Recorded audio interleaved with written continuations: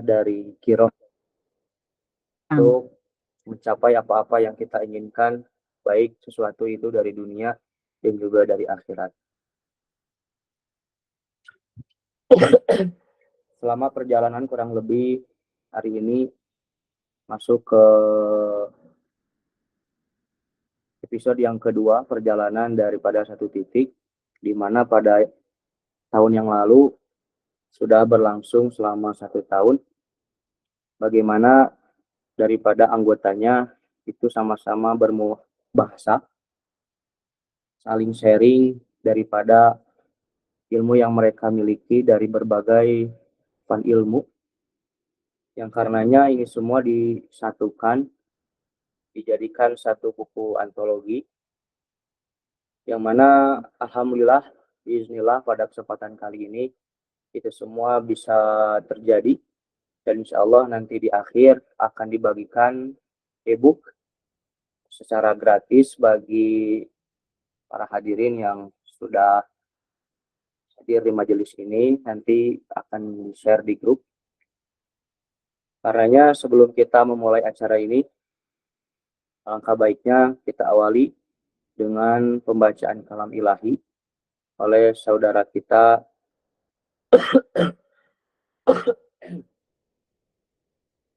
kepadanya. Waktu dan tempat disilahkan.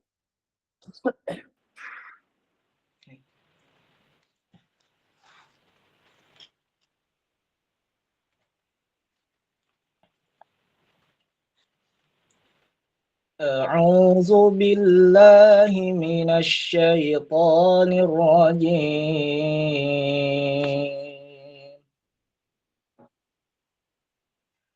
يا أيها الذين آمنوا إذا قيل لكم تفسحوا في المجالس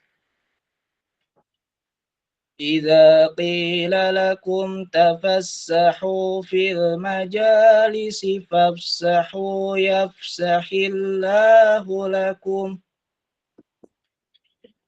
وإذا قيل انشزوا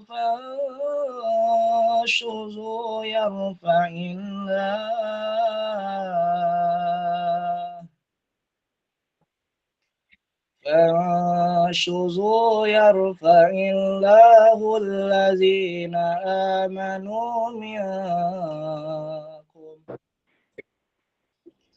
والذين أوتوا العلم درجات والله بما تعملون خبير. يا أيها الذين آمنوا إذا ناجيتم الرسول فقدموا بين يدي نجواكم صدقة ذلك خير لكم وأطهر فإن لم تجدوا فإن الله غفور رحيم. أأشفقتم أن تقدموا بين يدي نجواكم صدقات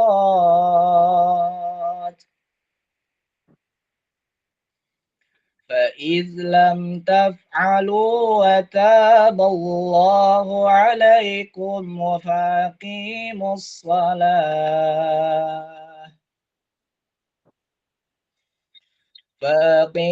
الصلاة وآتوا الزكاة وأطيعوا الله ورسوله والله خبير بما تعملون.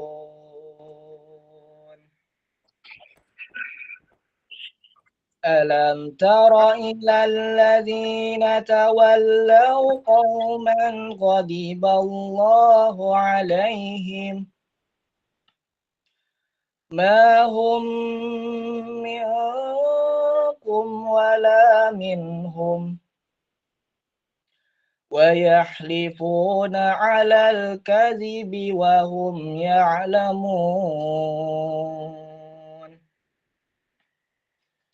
أعد الله لهم عذابا شديدا إنهم ساء ما كانوا يعملون اتخذوا أيمانهم جنة فصدوا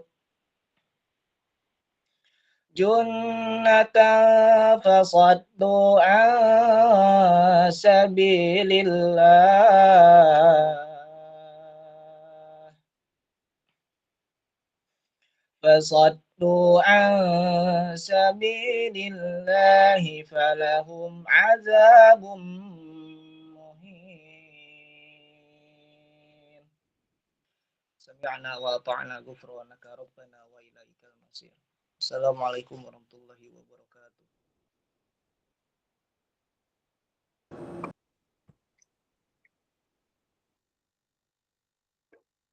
Salam. Tuan jazilan ila akhina Ahmad Solihuddin. Semoga apa yang dibaca tadi tidak hanya ditegakkan hurufnya, tapi mudah-mudahan bagi pembaca yaitu qori dan juga bagi kita sebagai orang yang mendengarkannya bisa menegakkan juga hukum-hukumnya. Tamam, insya Allah pada kesempatan kali ini kita akan masuk pada acara yang inti, di mana nanti akan ada beberapa sesi. Yang pertama kita akan terlebih dahulu membahas tentang urgensi literasi di era disrupsi, di mana ini semua akan dipaparkan oleh Bung Zikrul Hakim, Fikri Zikrul Hakim, yang insya Allah beliaulah yang akan menjadi pemantik pertama pada kesempatan kita kali ini. Dan juga nanti pada sesi yang kedua itu akan dibedah selayang pandang daripada apa yang menjadi pokok kajian kita pada kali ini, yaitu tentang bedah buku, yang insya Allah pada kesempatan kali ini oleh founder langsung dari Lingkar Satu Titik, yaitu adalah Ustazuna Lukman Al-Hakim, di mana pada para al-mustami'un mungkin bisa disiapkan terlebih dahulu hati, pikiran, dan juga alat tulis mungkin yang akan disiapkan pada kesempatan kali ini untuk mengikat daripada buruan berupa ilmu. Mudah-mudahan insya Allah pada di hari-hari berikutnya itu semua bisa dibuka kembali lembaran demi lembarannya, supaya apa yang menjadi bahasan kita pada kesempatan kali ini itu akan tercatat abadi dan juga menjadi catatan-catatan yang kelak nanti akan menjadi sumber inspirasi bagi kita pun sebagai motivasi supaya kita lebih meningkatkan kualitas dan juga kuantitas kita dalam. Baik, langsung saja kepada Ustazuna Fikri Zikrul Hakim, karenanya alaihi falyatafaddal masykur. Terima kasih mungkin kepada Kang Rizky Pati nih, selaku MC sekaligus moderator mungkin. Terdengar suaranya kawan-kawan? Mantap, Bu. Terdengar, Ustaz. Aduh, jangan Ustaz. Kak. Assalamualaikum warahmatullahi wabarakatuh. Selamat malam kawan-kawan.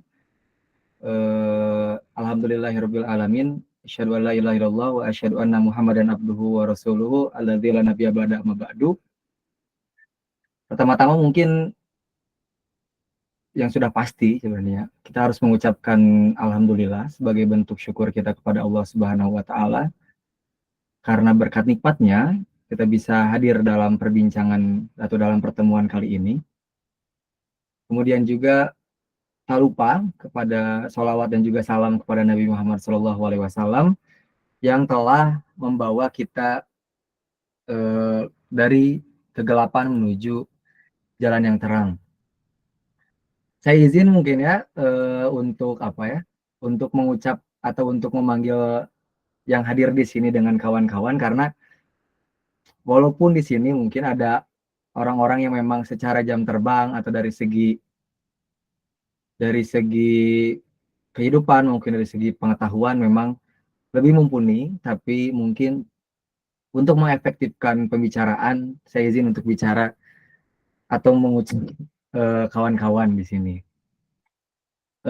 Teman-teman sekalian, sedikit intermezzo dulu bahwa, atau kawan-kawan sekalian, sedikit intermezzo bahwa saat awal sekali Kang Lukman diminta atau meminta saya untuk jadi sedikitnya berbicaralah di sini terkait literasi, urgensi literasi di era disrupsi, sebenarnya tak ada pikiran lain dari saya kecuali pertama bentuk takzim saya kepada Kang Lukman. Yang kedua mungkin karena saya benar-benar apresiatif terhadap pertemuan-pertemuan seperti ini yang memang sebagai wujud pemenuhan kebutuhan-kebutuhan publik atau kebutuhan masyarakat akan informasi dan juga pengetahuan yang memang diperlukan, yang insya Allah bermanfaat di kemudian hari. Sejak awal saya mungkin akan bilang bahwa yang saya harapkan di sini mungkin bukan hanya yang bersifat dari saya saja, tapi juga semoga kedepannya nanti ada ruang-ruang di mana kita bisa saling berbicara gitu. Bukan saya saja yang jawab atau berbicara, tapi kawan-kawan yang lain pun dapat saling mengkomunikasikan gagasannya, saling bertukar pikiran di momen kali ini. Mungkin langsung ke pembahasan kawan-kawan sekalian. Terkait Kang Lukman meminta saya untuk bicara soal urgensi literasi di era disrupsi. Ngomong soal literasi sebenarnya banyak sekali yang memang bicara soal literasi. Literasi tetap selalu jadi isu-isu yang hangat di berbagai segmentasi masyarakat sebenarnya. Baik itu di pelajar, baik itu di mahasiswa, baik itu bahkan isu-isu ini merambah hampir di setiap elemen masyarakat. Semakin lama mungkin terdengar klise, tapi begitu penting untuk kita bahas terkait literasi sendiri. Kalau dari indeks mungkin Indonesia sama-sama kita tahu bahwa indeks literasi di Indonesia memang tidak memuaskan lah, bisa disebut sebagai indeks yang membuat kita sebagai masyarakat Indonesia tidak puas akan hal itu. Nah, sebenarnya saya akan mencoba untuk membawa atau memulai perjalanan pembahasan ini dengan memahami sebenarnya apa itu literasi sendiri. Teman-teman sekalian atau kawan-kawan sekalian, kalau kita bicara soal literasi, kalau kita bicara soal ya literasi, sebenarnya yang digambarkan atau yang tergambar di pikiran kita selalu soal bagaimana keproduktifan membaca atau sebanyak mungkin pengetahuan itu atau sebanyak mungkin informasi itu terserap dalam tubuh kita, atau bisa dimaknai bahkan di era jadul dalam artian dalam tanda kutip literasi dimaknai sebagai melek aksara, justru hanya sekedar pada keterampilan dalam membaca dan menulis, yang justru pada hari ini indeks sebenarnya membaca dan menulis orang-orang Indonesia itu cukup signifikan untuk memahami terkait membaca, atau dalam artian kemampuan membaca dan menulisnya sebenarnya sudah cukup mampu. Hanya saja justru ternyata literasi itu tidak bisa dipahami hanya sekedar membaca, berdiskusi ataupun menulis gitu. Bahwa literasi justru lebih jauh daripada itu. Sebenarnya praktek literasi harus lebih luas, seperti budaya membaca, menonton film, melihat pertunjukan seni, dan masih banyak lagi. Dalam artian bahwa literasi bukan hanya membaca, menulis, dan berdiskusi, tapi adalah usaha kita untuk mengkonsumsi dan juga memproduksi kebudayaan. Bahwa itu yang penting dari literasi, bahwa kemelekannya itu harus lebih luas dari sekedar kemelekan aksara sebenarnya. Saat kita bicara literasi, kita sama-sama menyatukan dulu persepsi bahwa literasi bukan hanya sekedar membaca, menulis, dan berdiskusi, tapi juga lebih daripada itu, bahwa ada kemelekan yang lebih luas dalam artian bahwa mengkonsumsi dan juga memproduksi kebudayaan. Kebudayaan sebenarnya bisa dimaknai pada dua hal, bahwa kebudayaan bisa diartikan sebagai produk, bahwa semisal hukum, kemudian juga kesenian, kepercayaan, dan sebagainya, atau juga kebudayaan bisa dimaknai sebagai satu proses, bagaimana kegiatan manusia terus berulang, yang nantinya itu bisa disebut sebagai kebudayaan. Nah, kawan-kawan sekalian, saat kita memahami literasi sebagai pengkonsumsi dan juga memproduksi kebudayaan, rasanya sesuai tema. Saat kita membaca soal disrupsi, sebenarnya ada yang ingin saya coba arahkan pada satu pergolakan atau satu tantangan besar pada hari ini, di mana justru ternyata kemandirian atau kedewasaan masyarakat terkait literasi berakar, salah satunya berpusat pada di mana peran-peran media atau peran-peran media untuk bagaimana nantinya menghasilkan atau membentuk masyarakat dari segi bahkan kedewasaan atau kemampuan untuk berefleksi.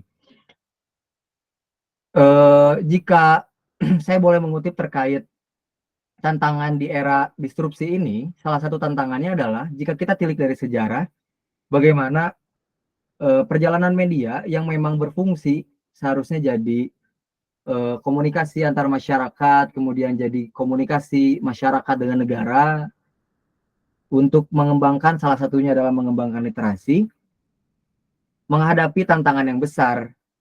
Kenapa?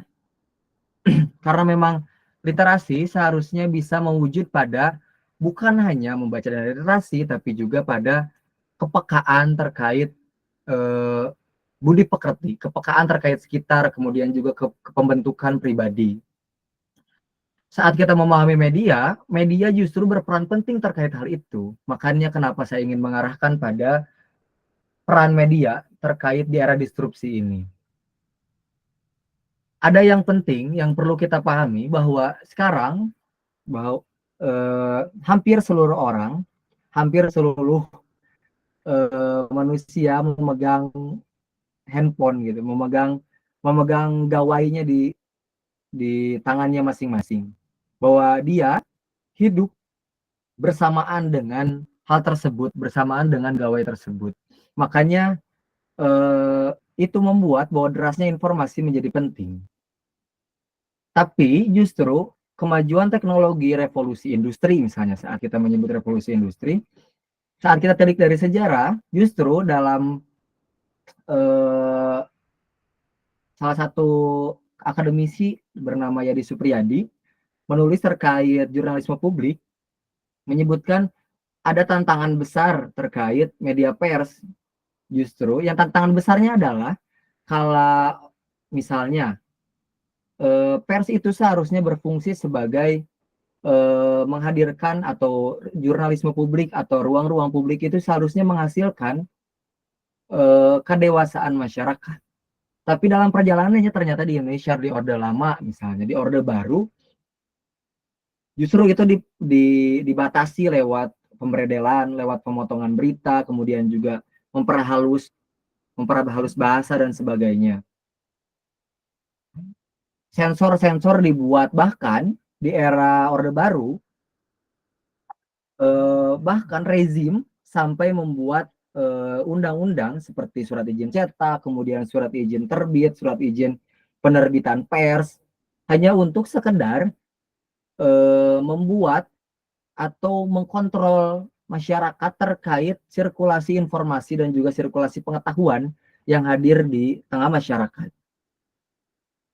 Dengan kebijakan-kebijakan seperti itu, seperti TVRI, mungkin di sini ada yang mungkin mengalami bagaimana TVRI dan juga RRI begitu dikontrol oleh rezim sebagai wujud pengkontrolan wacana di tengah publik hingga puncaknya pada peristiwa Malari. Lalu kemudian disebutkan di dalam buku Yadi Supriyadi tersebut, media justru berbulan madu dalam artian saat reformasi hadir, saat 1998, kebebasan pers justru dibuka habis-habisan. Tidak ada lagi pemberedelan, tidak ada lagi pemotongan berita, tidak ada lagi pemolesan berita-berita tertentu hanya untuk sekadar penyamaran ideologi, hanya sekadar untuk kepentingan rezim.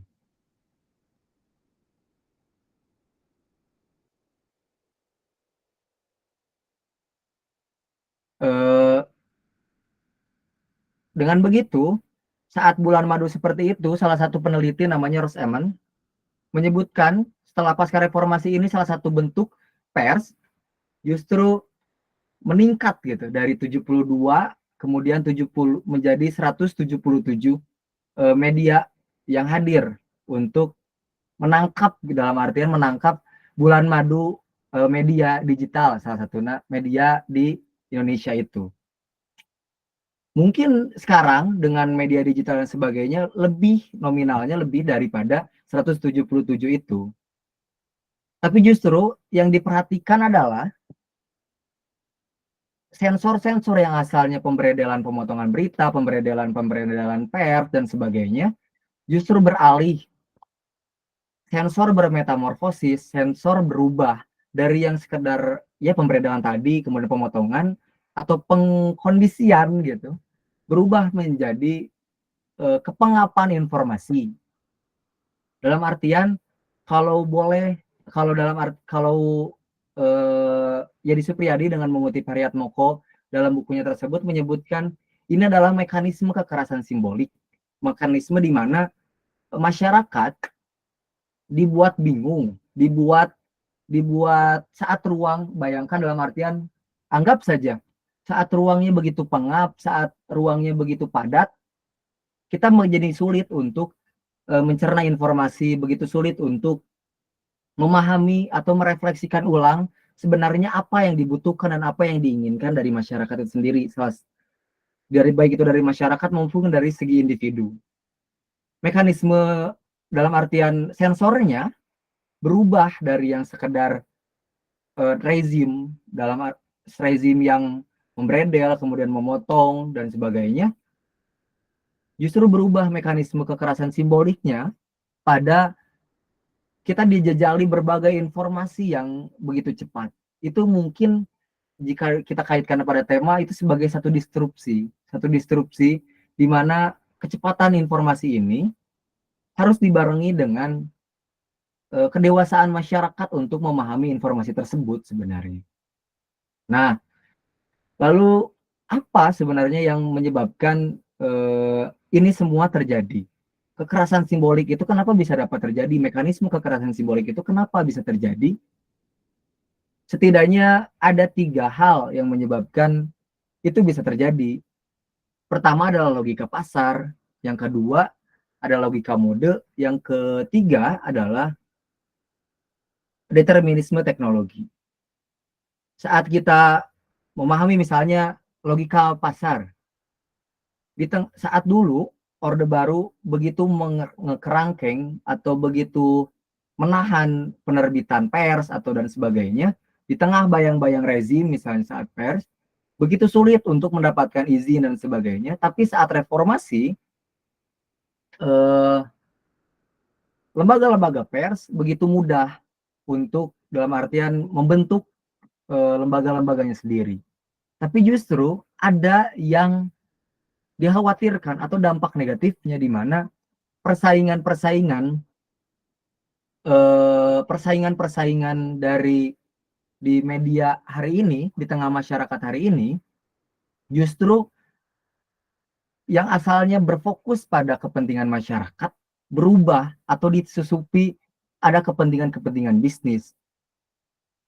Sebenarnya kita tidak bisa menyalahkan, misalnya dalam pers ada wartawan. Sebenarnya kita tidak bisa menyalahkan wartawan secara pure. Wartawan sebenarnya menghadapi satu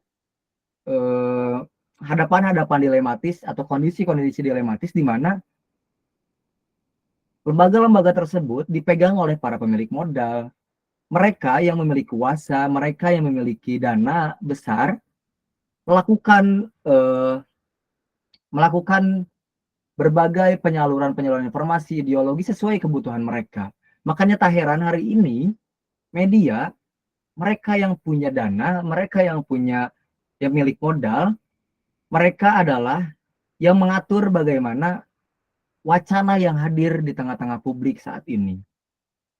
Itu yang dihadapi masyarakat. Jadi masyarakat tidak benar-benar punya feedback. Masyarakat tidak benar-benar punya saluran yang jelas terkait untuk melakukan antitesis lah, dalam artian untuk melakukan perlawanan terkait apa sebenarnya, apakah berita tersebut benar-benar dibutuhkan atau hanya sekedar kepentingan kelas belaka, kepentingan kelas-kelas pemilik modal dan sebagainya. Wartawan berada di dalam terjepit karena hubungannya bukan lagi hubungan yang mementingkan ke masyarakat, tapi hubungannya jelas pada reifikasi, hubungannya pada pemilik modal dan juga buruh. Wartawan hanya dipandang sebagai buruh tinta gitu. Wartawan hanya dipandang sebagai hanya jembatan dari pemilik modal untuk nantinya dapat menyalurkan segala kepentingan-kepentingannya. Logika pasar membuat masyarakat menjadi tidak punya kedewasaan karena segala wacana yang hadir di publik belum tentu benar-benar sesuai dengan kebutuhan masyarakat. Lalu yang kedua adalah logika mode dan juga yang ketiga determinisme teknologi. Logika mode membuat jika Yadi Supriyadi menyebutnya sebagai hari ini media berfokus pada bagaimana pengemasan media untuk menarik. Kalau kita tahu salah satu problem di industri media adalah salah satunya adalah rating, di mana bagaimana caranya mengemas, karena memang logikanya logika bisnis, mengemas produk berita tersebut hanya untuk sekedar memenuhi kebutuhan bisnis, bukan pada arah yang lebih penting, yaitu atau mengembalikan tugas pers sejak awal untuk menghadirkan kedewasaan publik. Lalu yang determinisme teknologi, dengan banyaknya teknologi yang semakin pengap dan sebagainya, masyarakat justru dikontrol secara tidak lewat wacana-wacana yang hadir yang belum tentu sesuai dengan kepentingan publik. Misalnya, saat kita justru isu-isu publik ditutupi dengan berbagai isu-isu yang urusannya sebenarnya private. Misalnya perceraian ataupun kepentingan kelas atas yang sebenarnya belum tentu mengena pada kepentingan publik yang sebenarnya urgent. Begitu. Jadi mekanisme kekerasan simbolik justru hadir karena tiga hal itu. Ada logika pasar, logika modern, dan juga determinisme teknologi. Itu yang membuat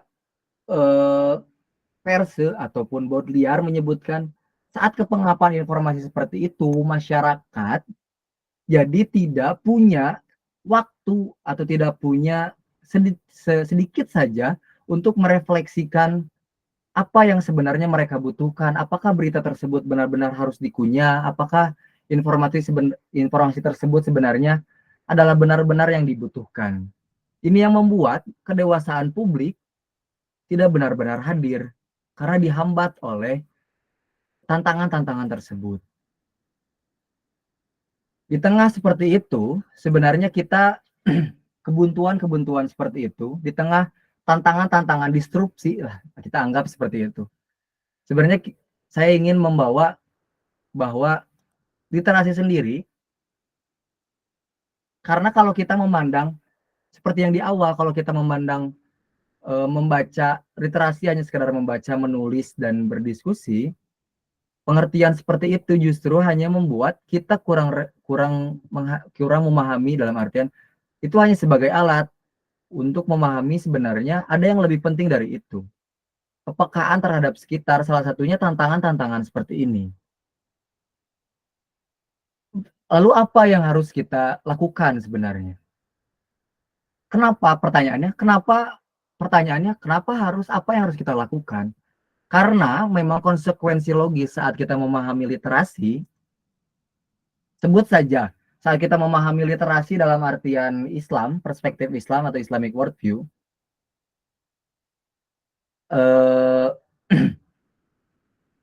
ada namanya teologi al-alaq, bahwa teologi al-alaq itu serapan dari surat al-alaq ayat 1-5.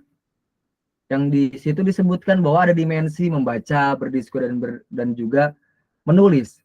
Tapi yang perlu dipahami bahwa memahami ayat ini tidak bisa hanya sekedar membaca, bukan hanya dari segi tekstual, tapi juga membaca hakikat penciptaan secara lebih luas. Salah satunya adalah urusan-urusan publik ini. Maka dari itu, teologi al-alaq ini sebenarnya berarah pada teologi al-ma'un yang sebenarnya diarahkan, yang pernah diterapkan oleh Kiai Haji Dewantara, Kiai Haji Ahmad Dahlan, yang memang menggunakan teologi al-alaq yang menyebutkan bahwa saat kita memahami teologi al-alaq, membaca, berdiskusi, dan juga menulis, kita harus paham bahwa ada ruang-ruang aksiologis, ruang-ruang di mana kita harus keilmuan dan juga pengetahuan itu menghasilkan satu gerakan-gerakan tertentu. Lalu bagaimana caranya? Kita coba memahami pada sejarah sendiri bahwa ada salah satu gerakan, mungkin nanti teman-teman bisa tambahkan gerakan-gerakan yang lainnya terkait literasi. Salah satu gerakan yang cukup terkenal adalah Res Publica Literaria, atau dalam artian dalam bahasa Inggrisnya disebut sebagai Republic of Letters, yang pernah hadir di Eropa di abad 17 sampai 18 Masehi. Kata republik di sini sebenarnya dimaknai sebagai sebuah komunitas intelektualitas jarak jauh. Ini adalah kumpulan imajiner yang saling berhubungan, berjejaring satu sama lain dengan wilayah yang sangat luas. Dari Eropa Barat sampai perbatasan Rusia, bahkan ke Asia Minor. Lalu yang jadi pertanyaan adalah, kenapa gerakan literasi seperti ini bisa begitu masif dari berbagai daerah atau belahan dunia? Kurang lebih yang pertama adalah adanya revolusi industri, atau dalam artian revolusi awal, di mana mesin ketik hadir, atau mesin ketik ditemukan oleh yang namanya Johannes Gutenberg sekitar abad 14-an. Ini menjadi booming literasi disokong oleh mesin ketik ini di Eropa. Gutenberg itu, kalau mungkin teman-teman yang lain udah tahu, tapi saya coba jelaskan bahwa dia adalah seorang pandai besi yang mencoba mengembangkan mesin cetak buku dari mesin press anggur atau wine, digunakan untuk mencetak buku. Karena sebelum ini dihadirkan atau sebelum mesin cetak ini diwujudkan, intelektualis itu harus menulis ulang tulisan buku. Itu membuat keefektifan dari penyebaran pengetahuan menjadi sulit, menjadi time consuming atau menguras banyak waktu. Salah satunya adalah mesin cetak ini, mesin ketik ini. Yang kedua adalah jaringan surat menyurat antar intelektual. Jadi kok ada budaya korespondensi kala itu. Korespondensi intelektual justru menyebabkan luasnya pemikiran. Ini salah satunya yang membuat pemikiran-pemikiran itu berkembang, literasi berkembang kala itu. Salah satunya misalnya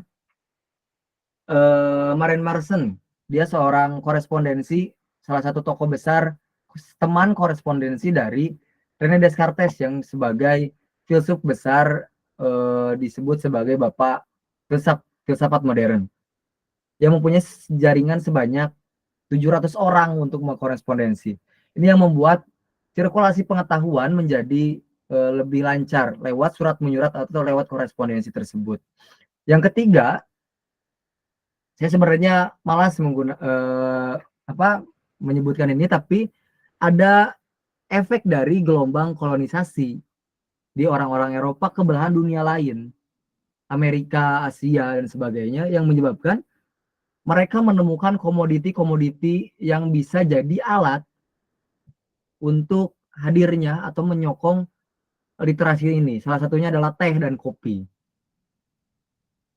Republic of Letters ini selain dari korespondensi, kemudian juga dari mesin ketik atau mesin cetak yang dihasilkan oleh Johann Gutenberg, salah satunya adalah di mana Republic of Letters ini juga terbangun dari kedai-kedai kopi, di mana kedai tersebut berisi orang-orang dari berbagai daerah, bukan hanya orang-orang Eropa. Seperti itu. Dari hal tersebut sebenarnya kita bisa memahami bahwa untuk memahami saat mekanisme kekerasan simbolik itu hadir di tengah kita saat ini, tantangan besar ini, Mickwell, salah satu yang memang memahami terkait komunikasi, terkait media, menyebutkan perlu ada media alternatif, perlu adanya media alternatif, dan justru media alternatif itu dihasilkan dari pergulatan-pergulatan dialektis atau pergulatan-pergulatan gagasan yang dihasilkan dari ruang publik. Ruang publik itu mungkin teman-teman yang lain mungkin ada yang tahu, cuman saya mendengar kata ruang publik itu pada Jürgen Habermas. Jürgen Habermas mengutip ya abad 17-18 itu sebagai salah satu gagasan yang cukup besar terkenal dari Jürgen Habermas, bahwa ruang publik itu seharusnya menghadirkan gagasan-gagasan yang banyak untuk mengelola, yang nantinya dapat melakukan refleksi-refleksi di tengah masyarakat, mengelola refleksi-refleksi di tengah masyarakat, di tengah banyaknya informasi yang banyak, untuk nantinya sama-sama merefleksikan ulang apakah ini sesuai dengan kepentingan publik atau hanya sekedar penciptaan kondisi atau sekedar pada urusan-urusan private yang justru digoreng hanya khusus untuk sekedar menutupi urusan-urusan publik. Makanya saat saya diminta untuk ikut berbicara di sini, mungkin karena saya memandang bahwa mungkin lingkar satu titik ini sebagai usaha, salah satu ruang publik yang coba dihadirkan untuk nantinya dapat merawat kedewasaan masyarakat itu sendiri. Karena memang literasi tidak dapat sendirian, itu adalah hasil kolektivitas dari sekumpulan masyarakat. Karena memang saat kita membicarakan ruang publik, kita memahami betul bahwa dasar ontologisnya, kita memahami bahwa kita hidup bermasyarakat atas dasar kita percaya bahwa keteraturan di tengah masyarakat itu dapat hadir lewat tenggang rasa dan juga nilai-nilai dan norma-norma yang hadir tentu dengan kesadaran bahwa kita adalah sama-sama bagian terpadu dari masyarakat. Maka dari itu, ruang-ruang publik ini perlu dihadirkan kembali, mungkin salah satunya satu titik ini, yang nantinya dapat masyarakat saling bertukar informasi. Mungkin nanti kita menilik dari sejarah ini, ada budaya korespondensi, mungkin nanti Kang Aldi bisa lebih menjelaskan terkait pada era itu. Misalnya Persi sendiri punya majalah-majalah yang dapat saling bertukar pengetahuan, bertukar informasi, untuk nantinya dapat merawat kedewasaan masyarakat. Karena memang masalah pendidikan atau masalah kalau boleh menyebut memang persoalan-persoalan untuk memerdekakan diri sendiri dari perbudakan sosial dan politik adalah dengan membebaskan pikiran sejak awal. Masalah pendidikan adalah masalah kelas yang paling utama. Itu yang diucapkan oleh Antonio Gramsci saat ditanya. Mungkin dengan seperti itu, ruang aktualisasinya ruang publik dihasilkan untuk memicu ruang gagasan dan sebagainya. Mungkin nanti kalau di Perancis dulu ada salon-salon, mereka saling berbicara soal publik di salon, kemudian jadi kedai-kedai kopi. Ini bisa dapat kita wujudkan bersama bahwa mungkin nanti kita bisa mengaktifasi ruang kopi atau sebagainya. Salah satunya juga ruang internet ini untuk nanti dapat bisa menjadi usaha kita untuk terus merawat kedewasaan publik terkait bersama-sama merefleksikan apa yang sebenarnya kita butuhkan sebagai masyarakat gitu. Yang nantinya dapat diaktualisasikan dalam penerbitan pers misalnya, atau penerbitan koran atau penerbitan majalah yang memang itu sebenarnya sudah hadir kalau dari dulu. Semisal saat kita nyebut kalau di Islam ada Hasan Al-Banna dengan Iwanul Muslimin yang mempunyai majalah mingguan. Al-Iwanul Muslimin terbit kira-kira sampai 6 tahun. An-Nazir, As-Sihab. Bahkan sampai nanti Hasan Al-Banna meninggal pada sekitar meninggal, justru koran-koran tersebut tetap hadir untuk merawat hal tersebut. Mungkin di hal-hal lainnya kita bisa bercakap-cakap selebihnya terkait literasi. Terima kasih, maaf bila ada kekurangan. Ditutup saja dengan doa. Rabbana atina fid dunya hasanah wa fil akhirati hasanah wa qina adzabannar. Assalamualaikum warahmatullahi wabarakatuh.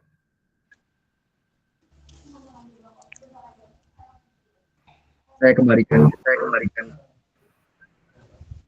Baik, syukran jazakumullahu khairal jazaa fi dunya wal akhirah pada Jibril Hakim, mana tadi menyampaikan secara jelas dan bebas mengenai apa yang menjadi pembelajaran pada kesempatan kali ini, yaitu tentang urgensi literasi di era disrupsi ini, bagaimana hadirnya tingkat 1 titik ini menjadi aktualisasi daripada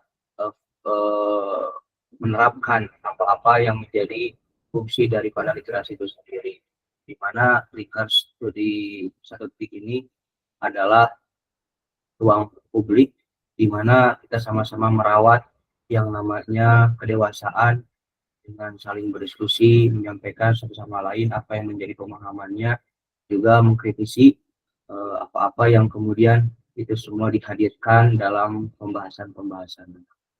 Oleh karenanya, alhamdulillah pada kesempatan kali ini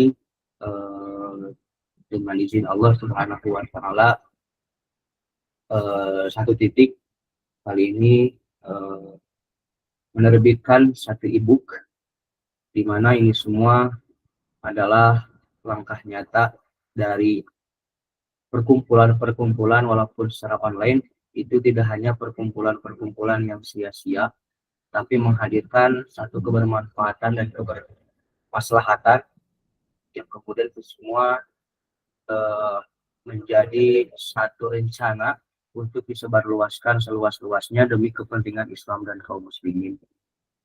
Dan telah hadir dan telah nampak di hadapan antum sekalian bagaimana ini semua cover yang sudah dipublish, yang kemudian nanti juga akan dibagi di akhir sesi kepada antum sekalian secara gratis.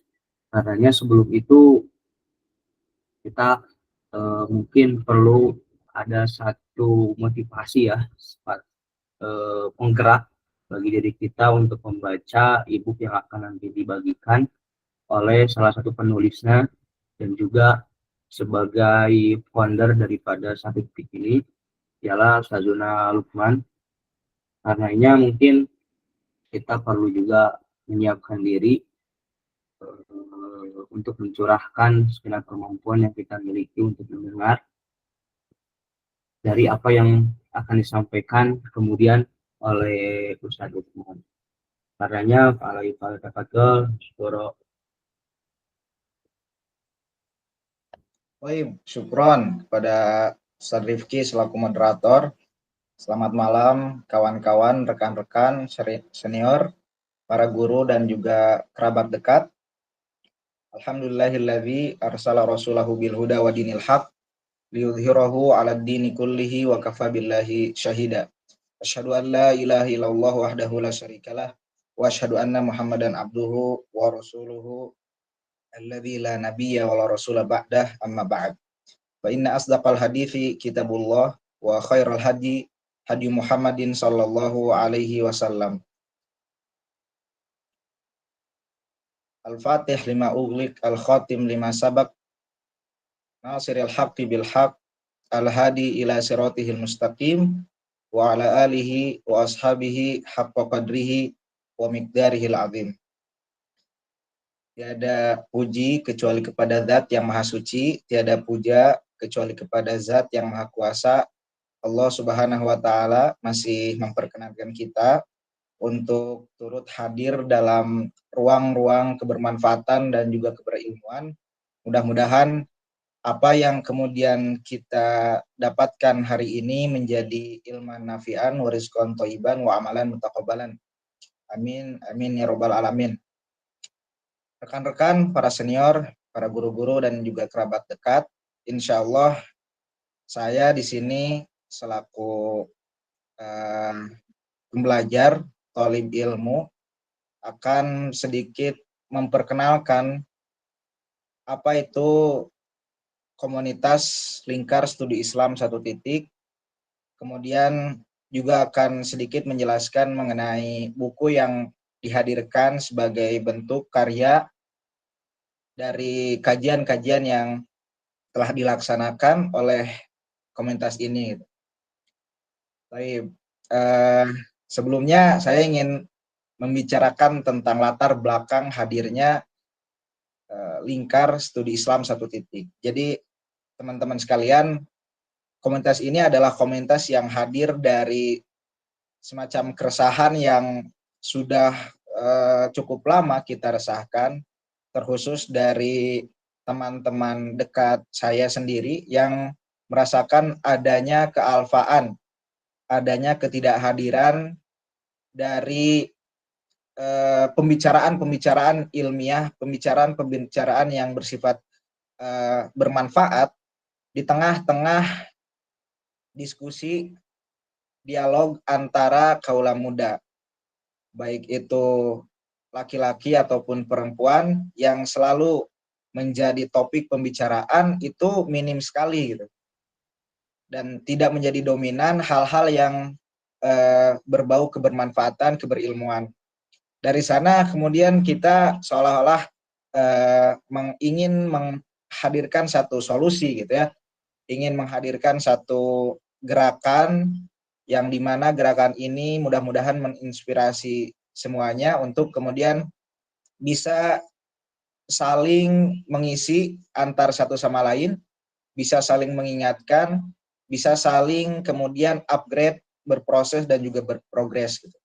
Akhirnya waktu itu 4 orang bertambah menjadi 6 orang, kemudian bertambah lagi menjadi 10 orang, dan hingga akhirnya kini menjadi kurang lebih 13 orang. Itu semua memang sengaja dibuat untuk eksklusif dalam artian terbatas agar tercapai goals yang diinginkan. Jadi tujuan diadakan komunitas yang eksklusif atau terbatas dengan kajian-kajian internalnya itu agar apa yang kemudian menjadi kajian bahasan itu bisa digali sedemikian rupa dalamnya gitu, dipreteli dan dibongkar sebaik mungkin gitu. Hal-hal yang kemudian kita biasakan dari qadiyah atau permasalahan-permasalahan, isu-isu seputar keislaman kita hadirkan di tengah-tengah diskusi teman-teman gitu. Nah, sebenarnya saya terinspirasi juga dari komunitas atau lembaga-lembaga kajian keilmuan di sini ya, khususnya di Mesir, yang saya perhatikan cukup masif dan juga cukup banyak, cukup aktif menghadirkan sajian-sajian keilmuan yang produktif gitu, baik kajian-kajian ataupun dalam bentuk buku. Dalam hal ini saya termotivasi gitu, bagaimana kemudian saya ingin menghadirkan di tengah-tengah circle saya, di tengah-tengah teman-teman seperjuangan saya, terkhusus saya berorientasi untuk menghadirkan ruang ini atau komunitas ini di kalangan Persatuan Islam. Karena memang di sini yang saya lihat kebanyakan lembaga kajian yang hadir itu didominasi oleh lembaga kajian yang ada di luar Ormas Persatuan Islam, seperti halnya Nahdlatul Ulama, Muhammadiyah, dan lain-lain. Mereka cukup produktif untuk membuat gebrakan keilmuan sampai bukan hanya 1-2 kelompok kajian, melainkan sampai 10 kurang lebih gitu, dalam satu organisasi. Bisa dibayangkan bahwa ini menjadi surplus, bukan lagi defisit. Bagaimana kemudian SDM-nya terus motivasi, digelorakan dalam kegiatan-kegiatan positif secara keilmuan. Ya. Saya ingin menghadirkan ruang diskusi yang sifatnya studi Islam, dalam artian tidak hanya terpaku kepada 1-2 tema semata, misalkan hanya berpaku kepada diskusi-diskusi fikih atau hadis semata atau tafsir semata, atau hanya bersifat ilmu-ilmu humaniora semata seperti politik, sejarah, ekonomi, dan lain sebagainya, melainkan kita di sini menghadirkan satu corak kajian yang sifatnya studi Islam meluas gitu ya, juga mendalam. Meluas dalam artian setiap fan ilmu berdasarkan spesialisasi teman-teman yang dimiliki itu dijadikan sebagai ajang sharing gitu untuk yang lain. Pun juga ingin diharapkan kajian-kajiannya itu hadir secara mendalam, dalam artian kita eksklusif tuh benar-benar satu persatu disuruh atau diharapkan untuk bersuara, berbicara, berargumen, dan juga mempersiapkan pertanyaan. Di samping sebelumnya memang kita harapkan teman-teman yang menjadi pemantik diskusinya harus mempersiapkan tulisan-tulisan. Nah, dari tulisan-tulisan yang menjadi makalah atau esai yang teman-teman hadirkan, kemudian saya ingin mencoba untuk mengapresiasi apa yang mereka telah torehkan sebagai karya kecil dan sederhana dari kumpulan orang-orang yang mau untuk mengabdikan diri dan mengorientasikan kehidupannya kepada ilmu. Maka hadirlah satu titik, gitu. Lingkar studi Islam satu titik. Saya pernah mendengar ada satu asatidz yang cukup memotivasi saya dalam hal ini, agar kemudian kita bisa produktif dalam menghasilkan suatu karya atau bahkan banyak karya, selalu dalam pengertian kita ingin mengabdikan diri kepada umat, memberikan karya terbaik. Karena memang nanti yang akan ditagih, yang akan dipertanyakan oleh masyarakat itu bukanlah nilai tinggi kita, bukan juga nilai rendah kita, melainkan apa yang menjadi karya, apa yang akan diberikan kepada masyarakat. Maka dalam hal ini kita akan masuk ke dalam era di mana kemuliaan bukan lagi diraih berdasarkan kompetensi kognitif gitu ya, yang dihasilkan dari nilai-nilai cum laude dan nilai-nilai tinggi baik itu di sekolah atau di kuliah, melainkan kita akan memasuki kompetensi seseorang dilihat dari bagaimana kemudian dia mengaktifkan syariat literasi gitu. Bagaimana kemudian dia bisa mengaktifkan habit dia dalam membaca, habit dia dalam menulis, berdiskusi, kemudian menganalisa suatu permasalahan, hingga akhirnya dia bisa memproduksi satu solving dalam kaitannya dengan problematika kehidupan manusia. Itu yang menjadi tujuan dan goals dari adanya ruang-ruang diskusi. Maka teman-teman sekalian, seperti halnya yang diutarakan atau dijelaskan oleh tadi rekan saya, adik saya yang luar biasa, Bung Fikri Fikrul Hakim, sebenarnya ruang diskusi publik itu penting sebagai nafas keilmuan dan barometer suatu peradaban. Bagaimana kemudian kita menilai dan mengukur peradaban bisa dilihat dari bagaimana keaktifan ruang-ruang diskusi di masyarakat, di umat. Gitu. Ketika ruang diskusi itu minim kehadirannya, maka itu menjadi semacam analisa kita bahwa ternyata minat masyarakatnya cukup rendah dalam hal ini. Tapi sebaliknya, jika diaktifkan seluruh elemen masyarakat dalam hal ini ruang-ruang diskusi, maka itu akan menjadi semacam barometer ternyata masyarakat kita adalah masyarakat yang peduli terhadap kemaslahatan berdasarkan pembelajaran yang akhirnya bisa melahirkan akhlak yang baik, paradigma yang benar, kemudian adab-adab yang sesuai dengan moral dan etika kemanusiaan atau agama. Maka oleh karena itu saya pun kemudian ya nanti bila masih diberi umur panjang ingin mencoba untuk mengintegrasikan atau mengumpulkan komunitas-komunitas yang serupa, komunitas-komunitas kajian keilmuan yang memang kita tuh sebenarnya tidak lagi zamannya untuk bersaing, melainkan saling berkolaborasi. Dalam artian kita memajukan dan juga menampik atau menepis kebodohan-kebodohan yang hadir di tengah-tengah kita dengan cara belajar, saling mengisi, dan juga saling menyadarkan diri sendiri. Dalam kesadaran-kesadaran itu mudah-mudahan terlahir satu kultur peradaban yang sifatnya keilmuan, ilmiah, dan juga berorientasi kepada Islam. Itu yang menjadi titik akhir atau tujuan utama dari goyah kita semua. Oleh karena itu, juga saya terinspirasi atau terpantik ingin mengembalikan kultur-kultur para ulama di zaman dahulu yang begitu aktif dalam menghadirkan diskusi-diskusi ilmiah. Gitu.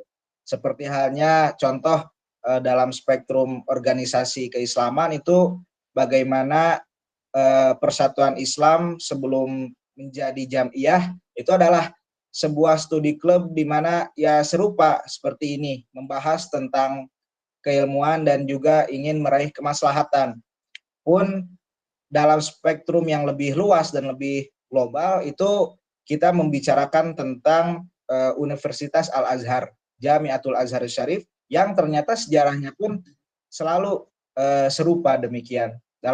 Dalam artian hadirnya Al-Azhar dengan kemegahan ilmu yang menjadi kiblat bagi umat Islam hari ini itu dilahirkan dari kumpulan kecil studi klub yang di sana diisi dengan diskusi-diskusi keilmiahan dari ilmu-ilmu syar'i hingga kemudian ilmu-ilmu yang sifatnya humanistik atau humaniora gitu.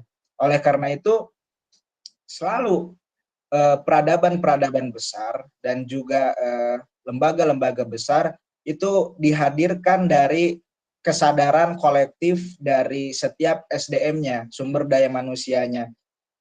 Maka untuk kemudian meminimalisir kealfaan dan ketidakhadiran ruang-ruang diskusi yang bermanfaat, saya kemudian ingin mencoba untuk menghadirkan lagi, mencoba untuk bergabung lah gitu ya, memperhadirkan satu komunitas yang orientasinya akan aktif dan juga memiliki visi dalam diskusi keilmuan gitu.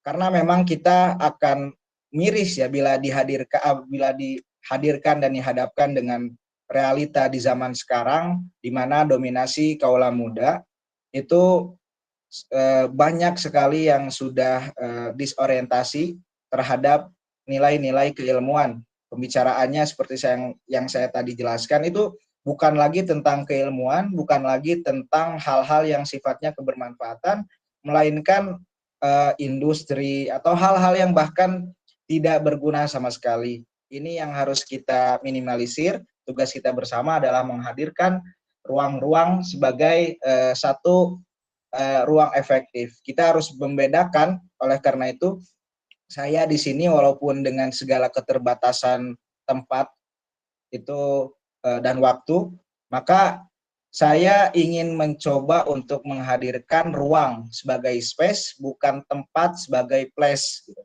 Adanya dua perbedaan yang signifikan antara keduanya. Oleh karena itu, walaupun ini sifatnya hanya sekedar online gitu ya, dalam jaringan, tapi saya optimis dengan teman-teman agar kemudian kita bisa turut aktif dan tidak menjadi alasan untuk kemudian kita tidak aktif dalam hal keilmuan gitu. Kita harus memanfaatkan keterbatasan ini, juga fasilitas yang ada, untuk kemudian kita bisa produktif dalam hal-hal keilmuan dan juga kepenulisan.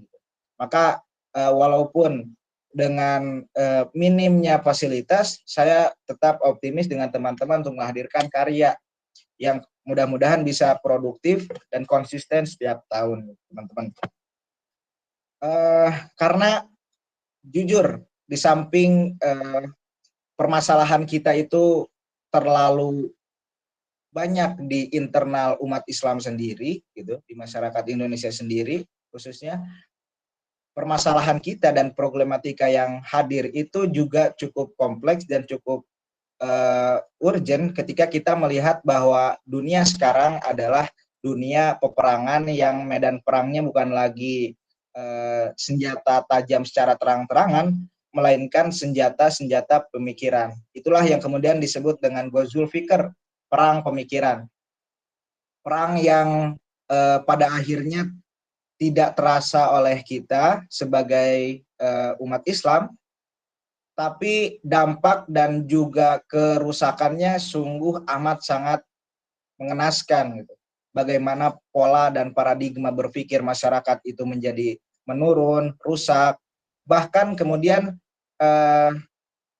ini akan diwariskan turun-temurun kepada anak dan cucu kita ke depan. Oleh karena itu, jika kita tidak mempersiapkan hal yang kemudian menjadi ketahanan bagi masyarakat ke depan, dalam hal ini secara paradigmatik gitu, maka apalah tidak terbayang itu bagaimana kemudian kondisi masyarakat yang kedepannya akan malah menjadi semakin buruk gitu, teman-teman. Dengan demikian, diskusi itu, ruang-ruang diskusi bukan sebagai ajang untuk semacam hal yang biasa saja, melainkan ruang yang di sana kita mempelajari cara berpikir ulama, metodologi dan framework dari para pemikir, bagaimana mereka berhasil untuk sampai kepada kesimpulan A, kepada kesimpulan B. Kita harus mengerti metodologi dan juga jalan pemikirannya. Itulah yang menjadi motivasi dan juga pengingat bagaimana kemudian kita harus senantiasa menyalakan api kesadaran dan semangat ini. Baik, setelah itu saya mohon maaf jika memakan waktu, tapi kita akan sekarang akan memasuki buku yang mudah-mudahan menjadi sumbangsi kebermanfaatan walaupun dengan berbagai macam kekurangan yang hadir.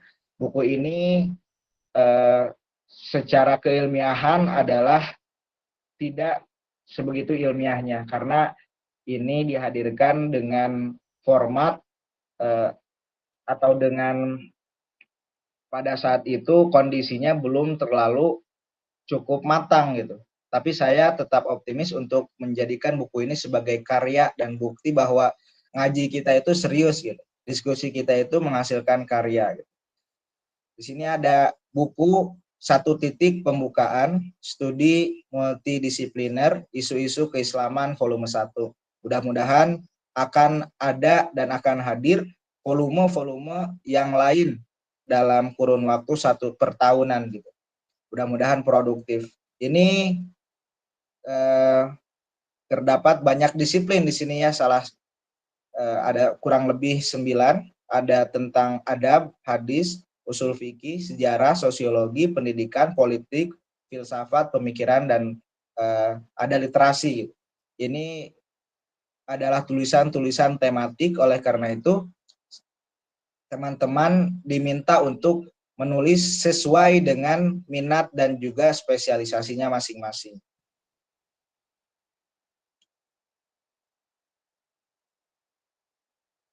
Satu titik pembukaan studi multidisipliner isu-isu keislaman ditulis oleh rekan-rekan lingkar studi Islam 1 titik. Kategorinya adalah antologi makalah non-fiksi berisi kurang lebih 255 halaman.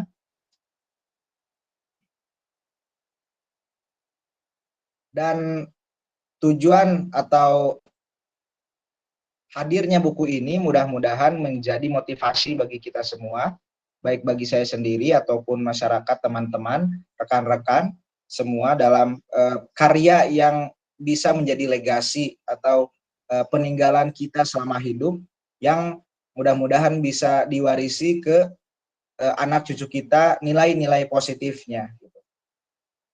Teman-teman, di sini saya atau kita menjelaskan bahwa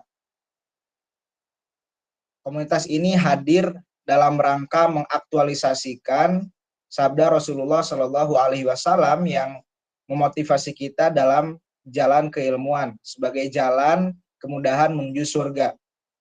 Walaupun kita terbatas dengan pertemuan daring yang tidak secara offline, tapi tetap kita harus optimis untuk bisa menghadirkan sepercik sumbangsih karya kecil pada khazanah keilmuan Islam yang begitu luas.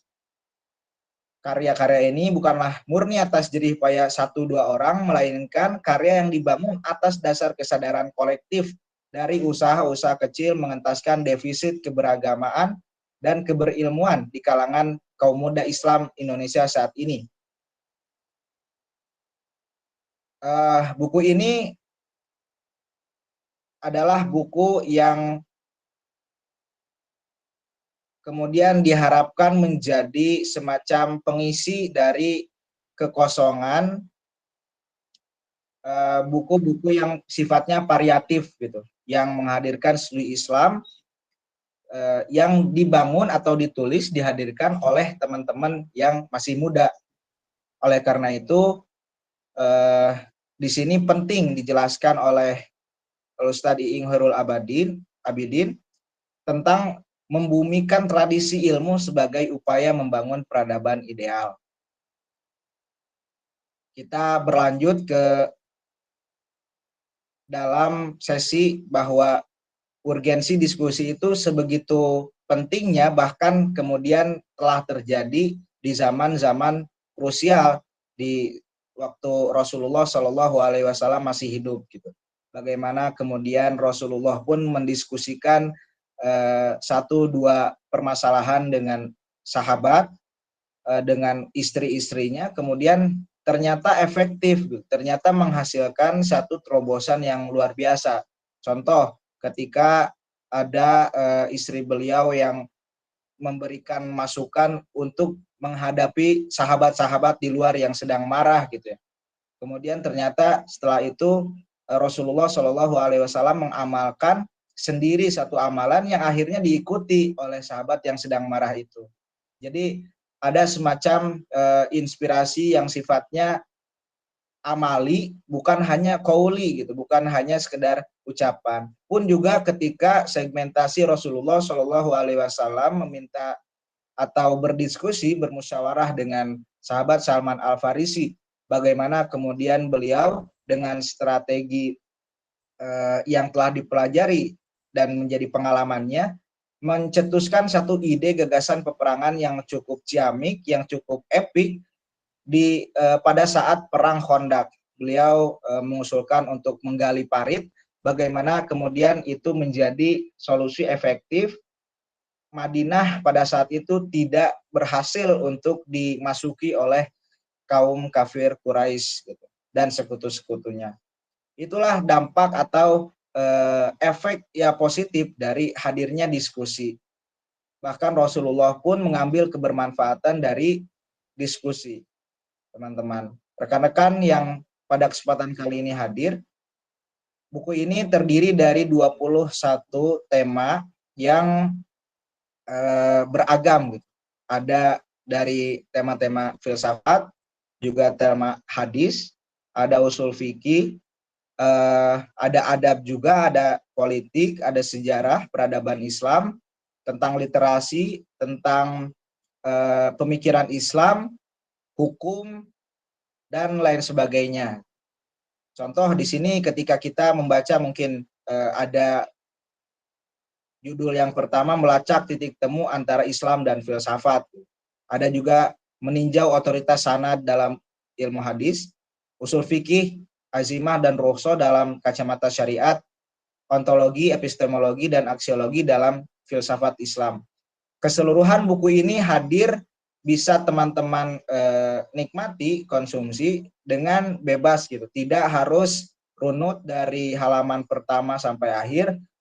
Teman-teman atau rekan-rekan semua, jika ingin membaca buku ini secara acak pun insya Allah akan tetap khair, tetap baik-baik saja, dan akan menghasilkan atau mendapatkan poin-poin pentingnya. Jadi buku ini bukan buku yang kemudian harus dipahami dari awal sampai akhir secara runut, melainkan secara acak pun insya Allah masih tetap efektif gitu. Ada juga tentang Ghazul Fikr, bagaimana dijelaskan di dalamnya tentang konfrontasi hak dan batil. Studi kritis penyimpangan LGBT dalam perspektif hadis, Sirah Nabawiyah sebagai implementasi teladan nilai Islam. Pengantar ilmu pengembangan masyarakat Islam yang mungkin jarang ya kita ketahui, bagaimana kemudian dakwah-dakwah itu harus berdasarkan atau ada teorinya. Dakwah pun ada semacam manhaj yang harus kita perhatikan untuk kemudian bisa menghasilkan efektivitas dalam berdakwah.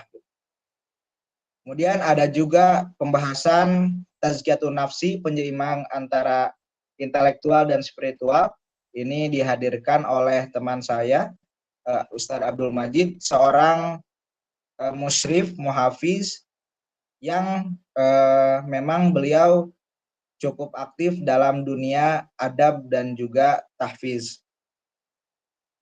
Kemudian ada Al-Quran dalam stigma orientalis. Ini mungkin kemarin cukup lumayan heboh ketika pembahasan ini disampaikan oleh Ustadz Muhammad Nuruddin. Beliau membantah pemikiran-pemikiran Profesor atau Dr. Monim Siri yang mengatakan bahwa Al-Quran itu adalah kalam Allah dan juga kalam Nabi.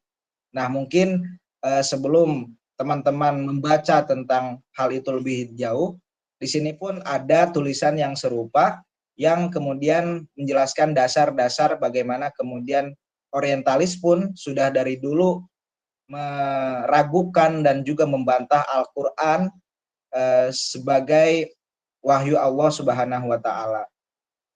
Ada juga dasar-dasar filsafat, ini menjelaskan tentang metodologi dan juga orientasi filsafat yang sebenarnya. Kemudian kemerosotan pendidikan Indonesia di era digital.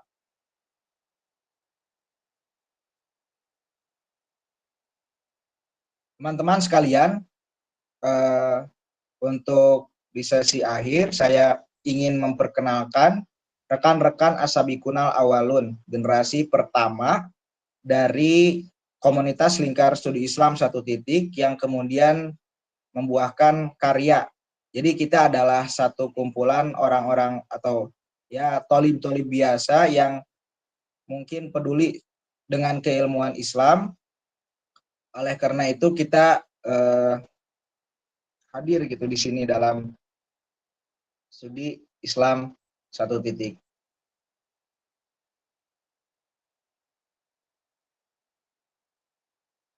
Baik. Pertama, di situ ada saya sendiri.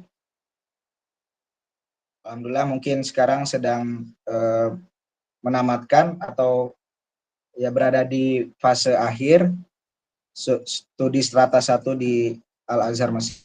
Mudah-mudahan saya dapat menuntaskan, menyempurnakan studi saya di sini. Dari teman-teman sekalian mohon didoakan. Kemudian ini ada Al-Ustadz Ilham Ali Ramdhani, mahasiswa jurusan Ilmu Hadis UIN Sunan Gunung Jati. Beliau pada saat itu menjadi koordinator kajian Lingkar Studi Islam 1 titik, berfokus pada pengkajian usul fikih, lahir di Bandung dan seterusnya. Kemudian ada rekan kita Ustadz Ridho Islam Madani, mahasiswa jurusan Pendidikan Agama Islam IAI Persis Bandung, berfokus pada pengkajian usul fikih dan pendidikan. Beliau sekarang aktif dan menjadi thalib di Tahzibul Wasiyah atau pesantrennya Ustadz Wawan Sofwan Solehuddin. Kemudian ada rekan kita Muhammad Gibran Sobarudin. Beliau mahasiswa jurusan Hukum Keluarga Islam di Universitas Islam Bandung. Beliau aktif dalam kegiatan-kegiatan kemasyarakatan dan juga kebermanfaatan. Kemudian yang tadi menjadi pemantik diskusi kita tentang literasi, ada Bung Fikri Zikrul Hakim. Beliau pada saat itu atau bahkan sekarang pun menjadi salah satu member yang paling muda di antara kita, gitu. Tapi kemudian keilmuannya saya akui luar biasa, melebihi yang lain. Bahkan saya sendiri pun mengakui bahwa beliau cukup mendalam dalam keilmuannya. Beliau merupakan mahasiswa jurusan Hukum Pidana Islam UIN Sunan Gunung Jati, Bandung, berfokus pada pengkajian politik dan filsafat. Ada juga rekan kita Hafiz Raffi Nurdin, mahasiswa jurusan Ilmu Hadis UIN Sunan Gunung Jati, Bandung, berfokus pada kajian hadis. Beliau aktif di PJ Pemuda Persis Cikoneng.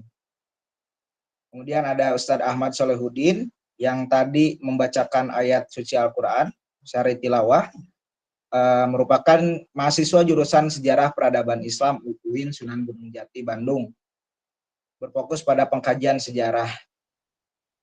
Beliau saat ini aktif menjadi koordinator di Ikatan Remaja Masjid di daerahnya di Kiara Condong, insyaallah.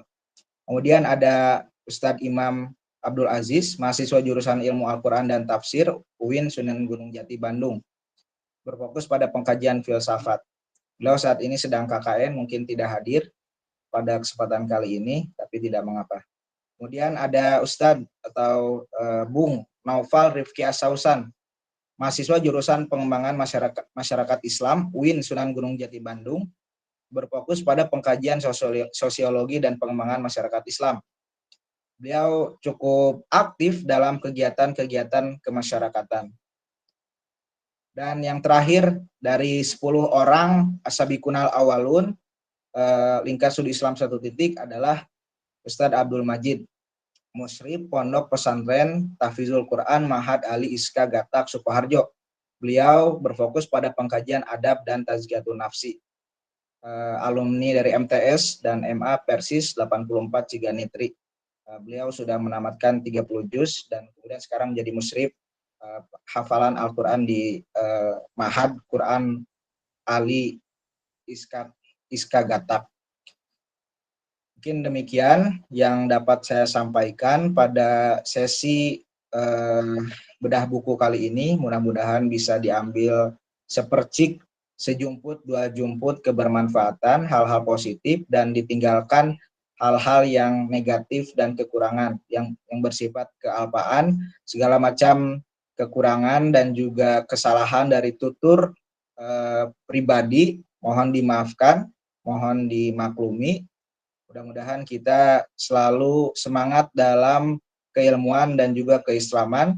Dan yang terakhir mungkin pesan saya, buku ini akan disebarkan secara luas dan kepada teman-teman setelah ini, dan harapannya buku ini bisa di-share dan juga disebarkan juga secara luas oleh teman-teman gitu. Mudah-mudahan kebermanfaatannya bisa diraih seluas-luasnya Karena saya mengingat satu perkataan Ustadz Ustadz Pepen, Ustadz Pepen Irfan Fauzan, bahwa ayo generasi-generasi muda menulis gitu. Menulis untuk menghadirkan eksistensi kalian semua, kemudian menghadirkan pikiran-pikiran kalian, menyebarkan pikiran-pikiran dan cara pandang kalian ke masyarakat. Itu sebagai karya. Jangan memikirkan tentang hal-hal yang sifatnya komersial. Sekarang gampang bikin buku, tinggal bikin PDF, sebarkan gitu. Tidak usah ribet kalau tidak punya misalkan materi untuk kemudian mencetak ke percetakan gitu ya. Kalau ingin berkarya dalam bentuk PDF pun silahkan gitu. Yang penting berkarya sebagai legasi dan amal yang mungkin bisa menjadi kebermanfaatan bagi umat secara umum. Demikian yang dapat saya sampaikan. Aku qouli hadza wa astaghfirullah li wa lakum wal aqum minkum. Rabbana atina fid dunya hasanah wa fil akhirati hasanah wa qina adzabannar. Assalamualaikum warahmatullahi wabarakatuh.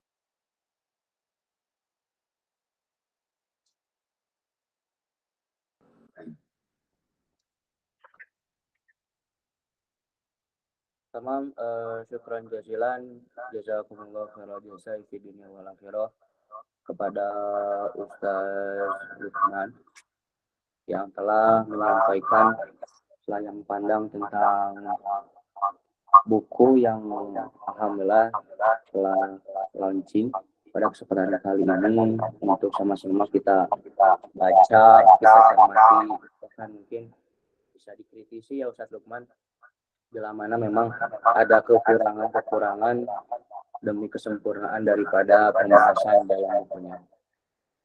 Karenanya sebelum kita akhiri, barangkali memang ada yang perlu ditanyakan, perlu disampaikan pada kesempatan kali ini mengenai dua materi atau dua pembahasan dari apa yang sudah kita hadis simak bersama.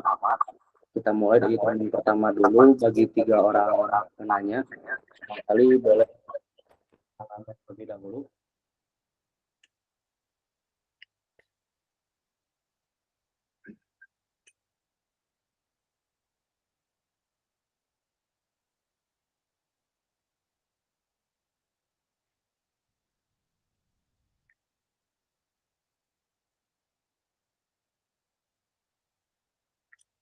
Ini ada sebuah motivasi dan juga panggilan dari guru kita bersama, yaitu Al-Ustadz Ali Sanzia.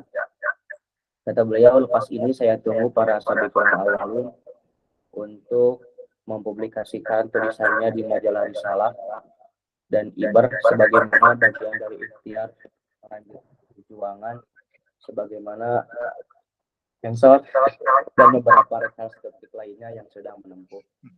Dan ini perlu ada tanggapan, Ustaz Lukman?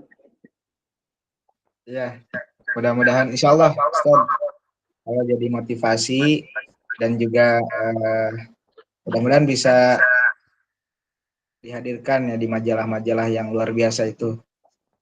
Insyaallah Rifki sudah dimuat ya Rifki ya. Alhamdulillah.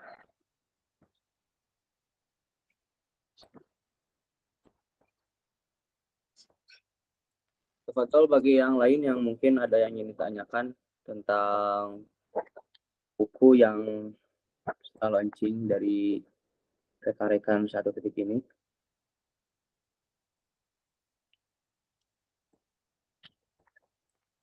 Bisa raise hand di perform yang sudah ada.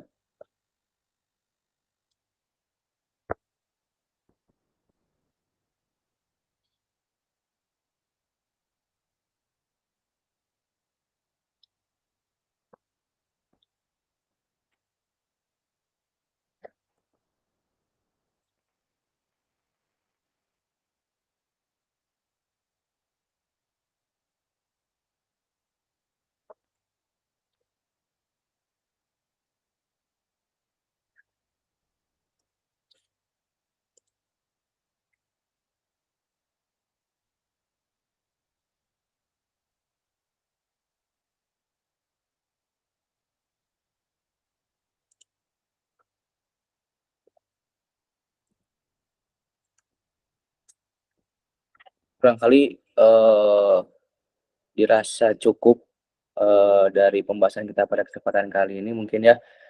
Insya Allah pada selanjutnya nanti insya Allah nanti akan saya bagikan ke grup mengenai e-book tentang apa yang sudah dikaji oleh para rekan-rekan satu titik ini.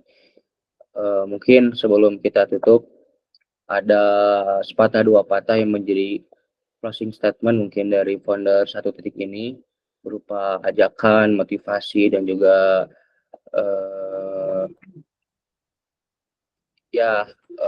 semacam ajakan lah bagi yang lainnya supaya mungkin ada ketertarikan terhadap ruang kita pada kesempatan kali ini untuk dilanjutkan di ruang-ruang yang sifatnya eksklusif dari Ustadz Lukman, barangkali ada.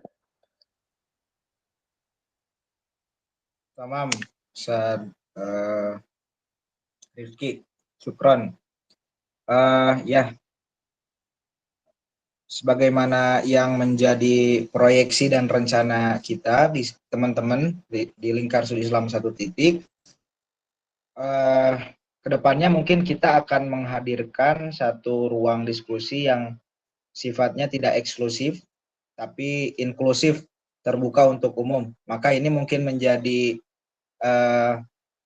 satu gerakan awal bagaimana dari acara launching dan bedah buku ini kemudian kita nanti akan menghadirkan kajian-kajian umum yang akan diselenggarakan sifatnya kolaborasi dengan komunitas-komunitas lain. Mudah-mudahan teman-teman, rekan-rekan sekalian, kerabat-kerabat bisa ikut, yang mau ikut ahlan, kita belajar bersama dan juga mudah-mudahan ini sebagai upaya kita memviralkan dan menyebarluaskan ruang-ruang diskusi ilmu, ruang-ruang diskusi kebermanfaatan bagi kita semua. Karena yang saya harapkan keilmuan itu bukan hanya sifatnya mendalam tapi juga meluas. Kita harus menularkan dan harus istilah Sunda nama pak kuat-kuat sarang konten-konten yang lain, konten-konten orang lain yang sifatnya minim edukatifnya, minim edukasinya, hanya seperti itu saja, tapi justru bisa menginfluence, mempengaruhi pemikiran masyarakat hari ini. Jadi kedepannya mudah-mudahan kita bisa berkolaborasi, kita semua yang mau ikut gabung dalam kajian-kajian inklusif, ahlan, tetap stay di grup, karena kita akan mengadakannya sebulan sekali, insya Allah. Kita insya Allah menghadirkan pemateri-pemateri yang cukup kompeten di bidangnya. Diharapkan bisa menjelaskan ilmu dan juga Islam secara komprehensif. Oh iya, teman-teman, buku ini mudah-mudahan bisa disebarluaskan nilai kebermanfaatannya, dan kalaupun misalkan ada kritik dan saran, ahlan mungkin bisa disampaikan mengenai itu kepenulisan atau tema pembahasan, editing teks atau editing ide, atau bahkan sekedar mereview atau menanggapi kesan-kesan dan pesan juga terhadap buku ini, silahkan diutarakan dan disampaikan di grup Lingkar atau satu titik event. Kita terbuka atas kritik atau masukan. Mudah-mudahan itu menjadi kritik yang membangun, mudah-mudahan itu menjadi masukan yang justru memperbaiki kita dan menggenapkan kita semua dalam langkah komunitas ini dan juga langkah buku ini ke depannya. Itu mungkin yang dapat saya sampaikan. Terima kasih kepada seluruh partisipan yang sudah berpartisipasi dalam menyukseskan acara ini. Mudah-mudahan bisa diambil manfaatnya dan ditinggalkan segala bentuk kekurangannya, diapuankeun gitu ya. dimaklumi kekurangan dan juga kesalahannya. Silahkan mungkin segitu Ustaz Rifki Fatin. Syukron. Assalamualaikum warahmatullahi wabarakatuh. Amin ya rabbal alamin. Syukron kepada Ustaz Lukman. Mungkin yang disebut dengan ilmu itu sifatnya mengalir, di mana ketika kita menimba daripada aliran ilmu itu tentu akan ngabudal gitu ya dalam bahasa Sunda nama, di mana ilmu itu perlu dialirkan kembali, yang mana kebermanfaatan dan kemaslahatannya itu tidak dirasa oleh seorang diri, tetapi justru meluas seluas-luasnya demi kepentingan Islam dan kaum muslimin. Alhamdulillah dari awal hingga akhir kata dari apa yang diucapkan ini telah selesai dengan sukses, dengan lancar, selayang pandang tentang buku atau e-book yang telah dilaunchingkan pada kesempatan kali ini sebagai torehan karya daripada rekan-rekan Satu Titik. Karenanya sebelum ditutup, insya Allah akan dibagikan e-book ini sekali lagi di grup, dan juga sebelum ini ditutup barangkali diizinkan kepada para partisipan untuk membuka kameranya, kita sama-sama untuk berfoto bersama untuk mendokumentasikan pertemuan kita pada kesempatan kali ini. Tapi sebelum itu saya akan tutup dulu. Arju an yanfa'allahu bihi, mudah-mudahan Allah Subhanahu wa taala meridhoi dan juga memberikan pahala dari apa yang telah kita usahakan, apa yang kita rencanakan pada kesempatan kali ini. Mudah-mudahan segenap daripada apa yang kita miliki dicurahkan untuk kepentingan Islam dan kaum muslimin ini dapat kita rasakan hasilnya, baik itu di dunia dan juga nanti di akhirat. Demikian, saya Arif Fatin sebagai MC pada kesempatan kali ini pamit undur diri. Aku qouli hadza wa astaghfirullah li wa lakum. Ila liqa. Assalamualaikum warahmatullahi wabarakatuh. Mungkin bisa foto bersama ya. Ini mungkin operatornya lagi cetan dulu.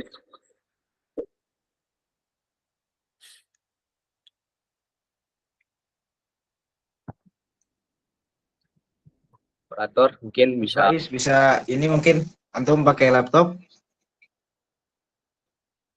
Tadi ini basornya katanya sinyalnya kurang Enggak, baik. udah. Ustaz Faiz bisa minta tolong fotoin, tolong SS-in.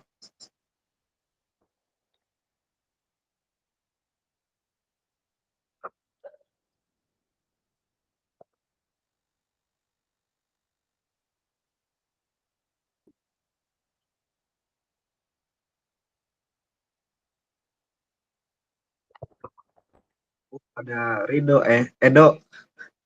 Insyaallah. Itu Edo ya? Wah, kayak Haluk, Edo.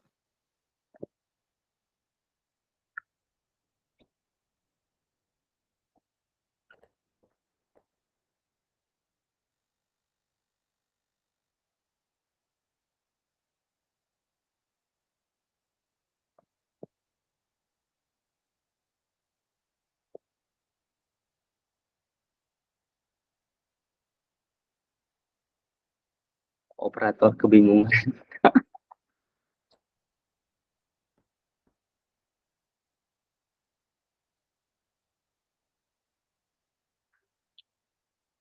Setiasa anak dengan laptop. Kumaha?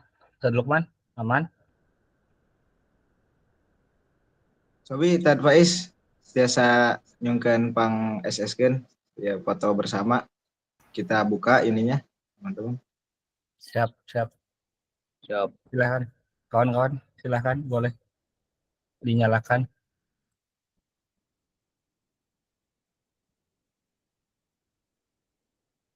Ya, Ustaz Lukman, sambil dinyalain ininya.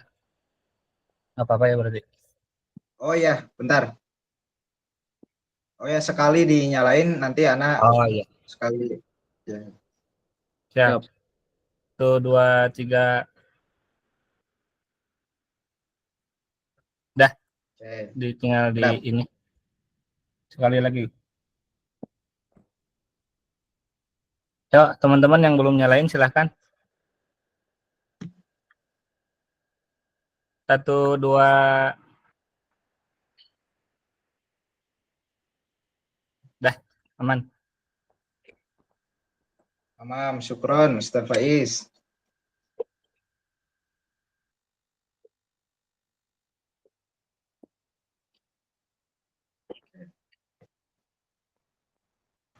Afwan Zat. Tafadhol bagi antum yang mau keluar silakan. Syukran. Assalamualaikum warahmatullahi